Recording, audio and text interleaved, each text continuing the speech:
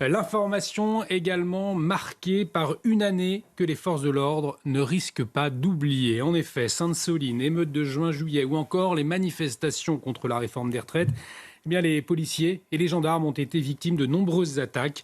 Retour sur une année difficile pour les forces de l'ordre et nous serons ensuite en liaison avec Denis Jacob, secrétaire général Alternative Police.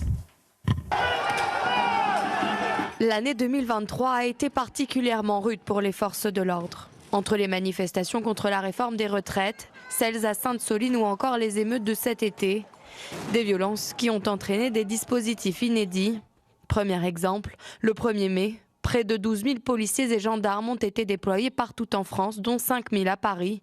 Plus de 400 membres des forces de l'ordre ont été blessés ce jour-là, selon le ministre de l'Intérieur. On a eu une addition de manifestations avec des groupes, notamment l'extrême gauche, des groupuscules plutôt Black Bloc, Antifa, etc., venus non pas pour exprimer un mécontentement social, mais pour brûler, pour semer le chaos, pour tuer du flic, n'ayons pas peur. Plus tard, fin mars, lors des nombreuses manifestations contre le projet de bassine à Sainte-Soline, les gendarmes aussi étaient en première ligne. 47 d'entre eux ont été blessés, selon le procureur de la République de Niort. Ça fait bientôt 40 ans que je suis gendarme. Je n'ai pas souvent vu un tel niveau, une telle concentration de ce niveau de violence-là. Ensuite, fin juin, les émeutes qui ont touché grandes et moyennes villes ont également été un marqueur frappant pour les forces de l'ordre cette année. Des émeutes bien plus violentes que celles de 2005 selon un syndicat de police.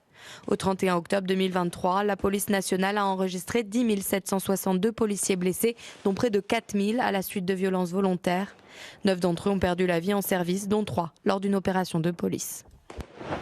Et je vous le disais, pour en parler, Denis Jacob, secrétaire général Alternative Police, est en liaison avec nous. Denis Jacob, merci d'avoir accepté notre invitation.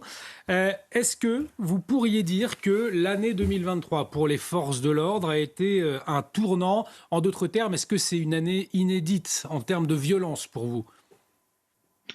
Malheureusement, 2023, ce sera l'année inédite en matière de violence et malheureusement, de manière exponentielle, depuis les attentats de 2015. Je ne vais pas vous faire la liste à l'après-vert, mais en 2016, on a eu l'euro, on a eu les manifestations contre la loi travail, on a eu en 2018-2019 les gilets jaunes, on a eu en 2020 à gérer en 2021 la crise sanitaire du Covid.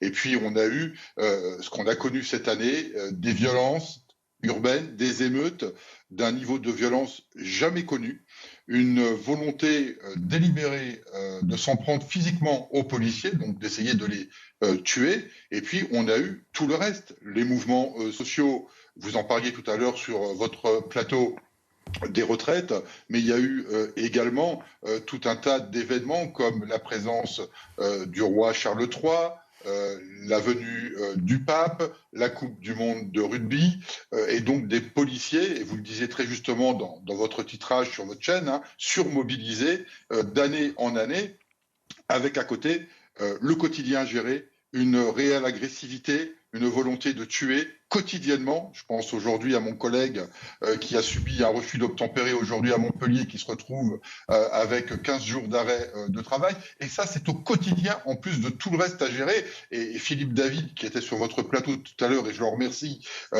pour avoir tenu les propos qu'il a tenus, parce qu'au moins, on ne dira pas encore que les policiers se plaignent de tout, alors qu'ils ont tout ce qu'il faut pour travailler dans de bonnes conditions. Ce n'est pas vrai. Et j'apprécie que des personnes externes à la police nationale puissent faire le constat que nous faisons au quotidien sur le terrain, c'est-à-dire une absence de respect de l'autorité de l'État, et je forme un vœu, permettez-moi de le faire dès à présent, sur votre antenne pour 2024, qu'il y ait une véritable volonté politique de réinstaurer l'autorité de l'État dans ce pays, et ça ne concerne pas que les policiers municipaux, pompiers, gendarmes, enseignants, personnel hospitalier, pénitentiaire, tous ces agents aujourd'hui n'ont plus le respect qui leur est dû, et le seul moyen d'y remédier, c'est d'avoir de manière systématique une fermeté dans la réponse pénale et donc de la justice. On va y revenir avec vous notamment, mais sur sollicitation des forces de l'ordre, nous en parlions à l'instant, et violence toujours plus importante envers les gendarmes et les policiers. Très concrètement, quel impact sur un policier, sur un gendarme, sur le moral des troupes aujourd'hui ? Vous savez, les policiers, ce sont des professionnels de la sécurité et la très grande majorité, pour pas dire l'unanimité, est rentrée par conviction dans cette institution, mais pas à n'importe quel prix. Alors oui, il y a du ras-le-bol, il y a de la lassitude, il y a du mécontentement, il y a une extrême fatigue.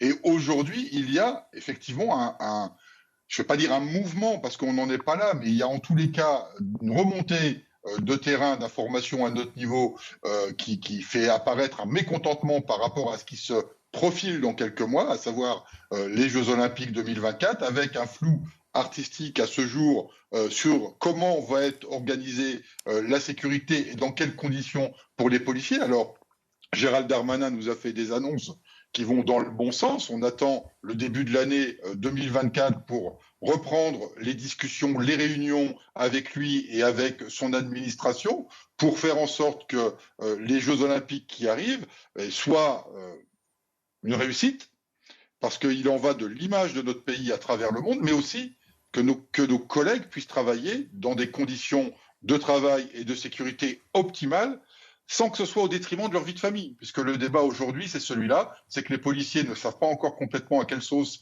ils vont être mangés, ils ne savent pas comment ils vont pouvoir se reposer. Je l'ai dit, le ministre a fait quelques annonces qui vont dans le bon sens. On attend d'en savoir plus à la rentrée au mois de janvier.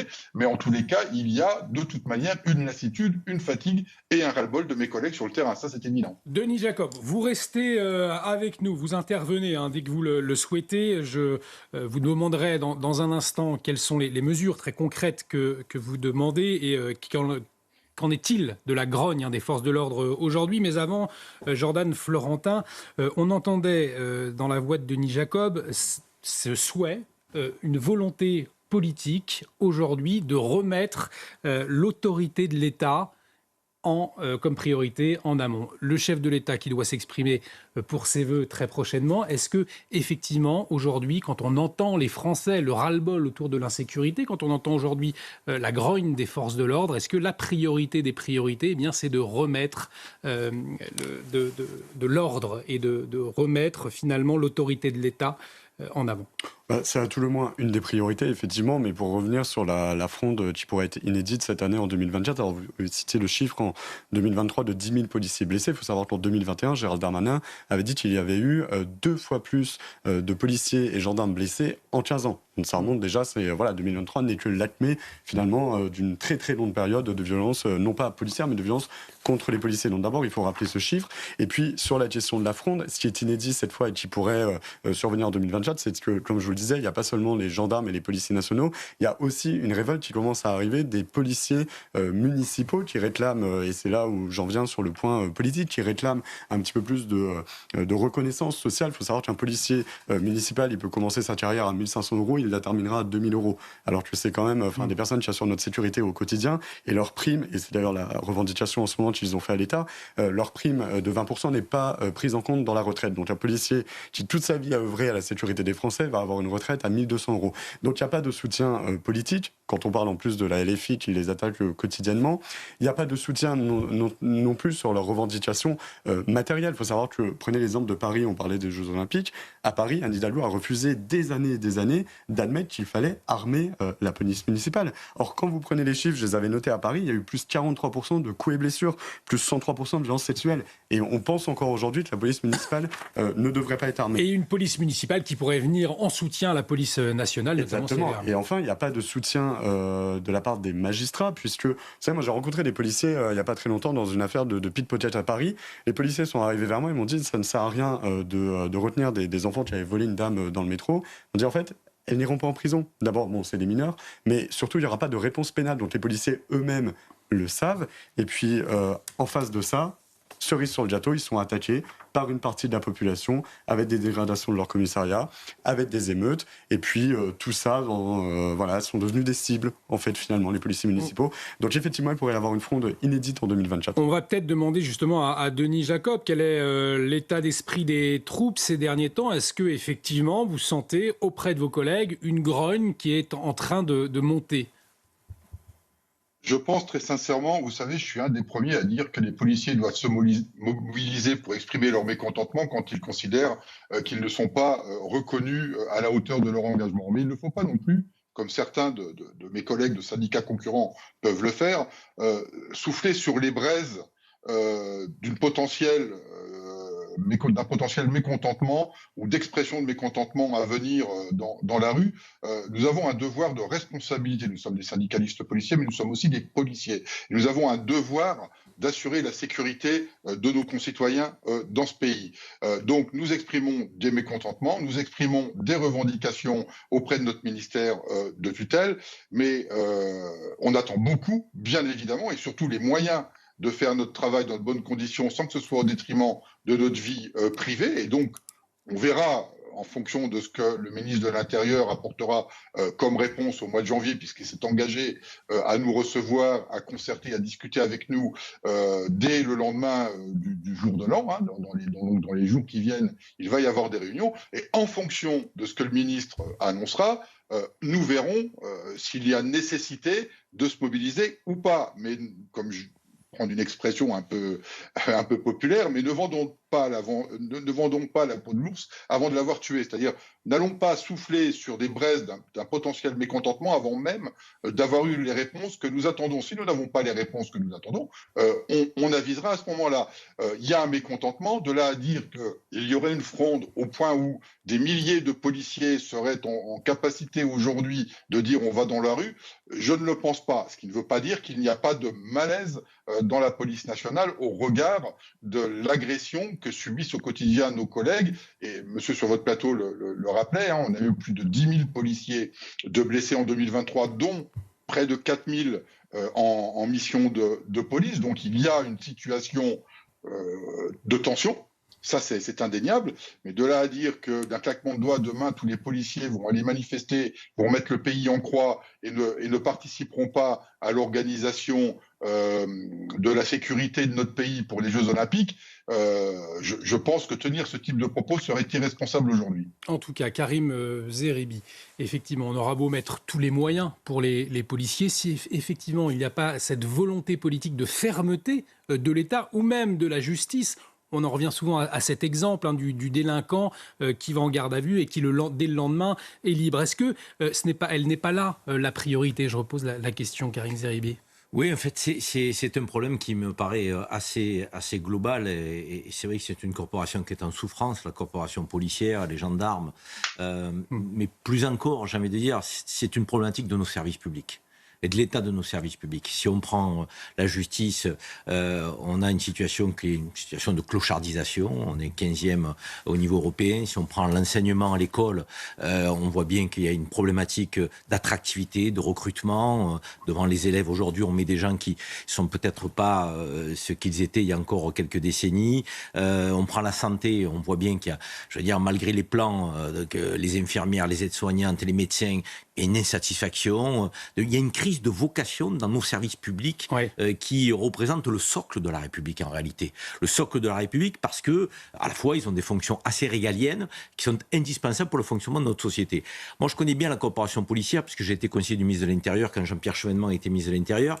Et je sais que c'est une corporation qui a besoin à la fois d'un soutien matériel, mais aussi moral. Donc, et le soutien matériel, il ne faut pas lésiner sur les effectifs. Je considère aujourd'hui qu'on ne met pas le paquet pour avoir une police de proximité. Or, on a besoin d'avoir une police de proximité sur le terrain pour rassurer les Français et pour faire en sorte que les policiers travaillent dans de bonnes conditions. Ils n'ont pas le temps de se former.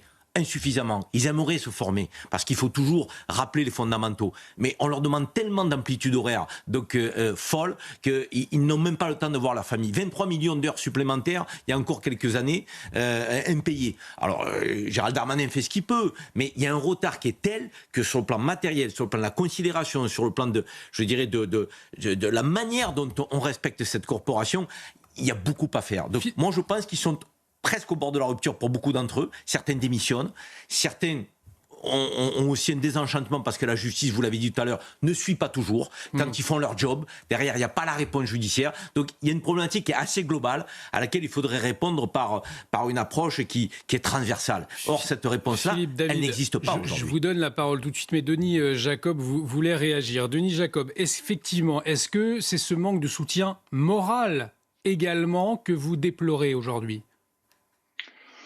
C'est pas tant le soutien moral, parce que le soutien moral, vous savez, des déclarations, on en a quotidiennement de soutien du politique en général. Alors je mets un parti de côté, puisqu'on va pas polémiquer sur ce parti-là, qui de toute façon fait de sa ligne de campagne politique, de l'anti-flic primaire. Mais hormis ce parti-là, on a globalement du gouvernement, des parlementaires de l'Assemblée nationale, du Sénat en majorité, toujours des mots de soutien. C'est nécessaire pour les policiers. Vous savez, la police nationale, c'est un métier où il y a beaucoup d'affect. On a besoin de cette reconnaissance et le soutien moral est important. Mais ce n'est pas suffisant. On a besoin d'actes concrets. Les déclarations d'amour, c'est bien. Des preuves d'amour, c'est mieux, comme on dit. Donc nous, on attend des actes concrets. Les actes concrets, je l'ai dit tout à l'heure, on attend de rencontrer le ministre de l'Intérieur pour savoir qu'est-ce qu'il va annoncer très précisément pour nos collègues sur le terrain par rapport à leur mobilisation aux Jeux Olympiques. Mais pour réagir à ce que disait Karim Zerimi tout de suite, c'est que la problématique de la police nationale, elle ne se résume pas à un problème d'effectifs. Si c'était ça la solution, ce serait déjà réglé depuis longtemps. Et aujourd'hui, le policier, il est confronté à tous les maux de... On arrive malheureusement au terme du temps qui nous est imparti, cher Denis Jacob. Un grand merci d'avoir accepté notre invitation. Je le rappelle, vous êtes secrétaire général Alternative Police. On va marquer une très courte pause, Philippe David, mais peut-être un dernier mot pour conclure sur la question des moyens, alors moyens matériels, mais également sur le manque de soutien moral. Le soutien, comme le disait notre ami d'Alternative Police, il y a un gros problème. Quand les gens agressent des policiers et sont libres 2 heures après, alors que ce sont des multirécidivistes, je peux vous dire, il n'y a pas besoin d'augmenter les effectifs de police. Mettez les voyous en prison. Et je peux vous dire que les effectifs de police, à mon avis, seront suffisants. Mais il faut prendre le problème, pas par le petit bout de la lorgnette, mais par le bon bout de la lorgnette. Effectivement, nous continuerons à en débattre. Un grand merci à vous, Denis Jacob, secrétaire général Alternative Police, d'avoir été en liaison avec nous. On marque une très courte pause. Dans un instant,